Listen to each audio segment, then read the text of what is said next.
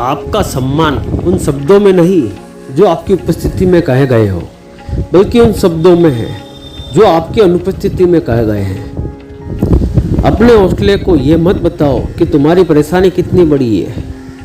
अपनी परेशानी को ये बताओ कि तुम्हारा हौसला कितना बड़ा है। जिंदगी की आधी शिकायतें ऐसे ही ठीक हो जाएगी अगर लोग एक दूसरे के बारे में बोलने की जगह एक दूसरे से बोलना सीख जाए।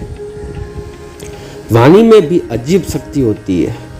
कड़वा बोलने वाले का शहद भी नहीं बिकता और मीठा बोलने वाले की मिर्ची भी बिक जाती है।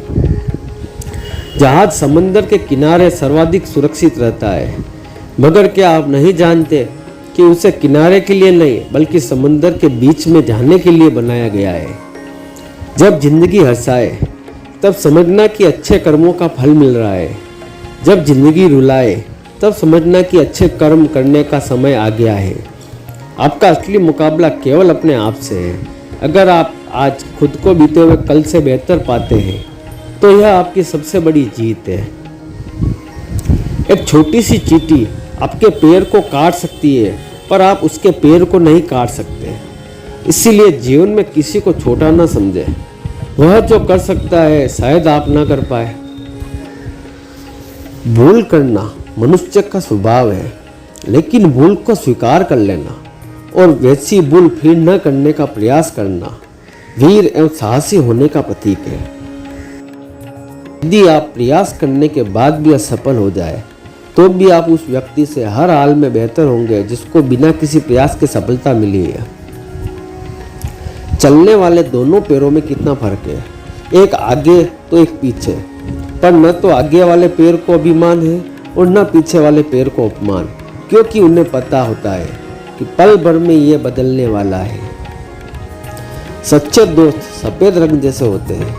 सफ़ेद में कोई रंग मिलाओ तो नया रंग बन सकता है, पर दुनिया के सारे रंग मिलाकर भी सफ़ेद रंग नहीं बना सकते हैं। जब किसी ज़रूरतमंद की आवाज़ तुम तक पहुँचे तो परमात्मा का शुक्र अदा करना कि उसने अपने बंदे की मदद के लिए तुम्हें पसंद किया है, वरना वो तो सबके लिए अकेला ही काफ़ी है। सुबह का मतलब केवल सूर्योदय ही नहीं होता है। यह सृष्टि की खूबसूरत घटना है जहां अंधकार को मिटाकर सूरज नई उम्मीदों का उजाला फैलाता है।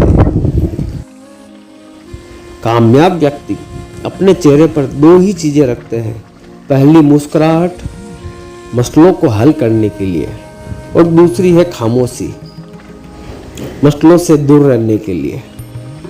किसी भी मनुष्य की वर्तमान स्थिति देखकर उसके भविष्य का उपवास मत उड़ाओ, क्योंकि काल में इतनी शक्ति है कि वो एक साधारण से कोयले को भी धीरे धीरे हीरे में बदल देता है।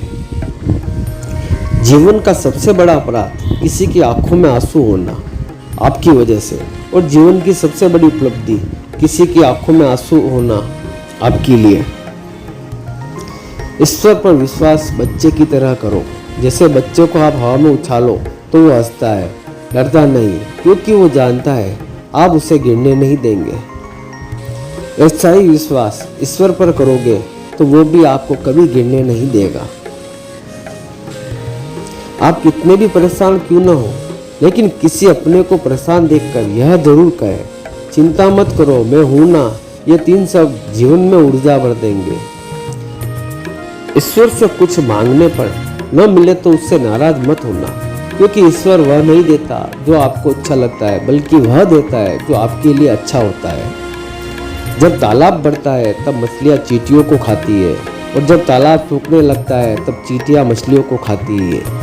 यानी प्रकृति सभी को कभी न कभी मौका जरूर देती है, बस अपनी बारी का इंतजार करो।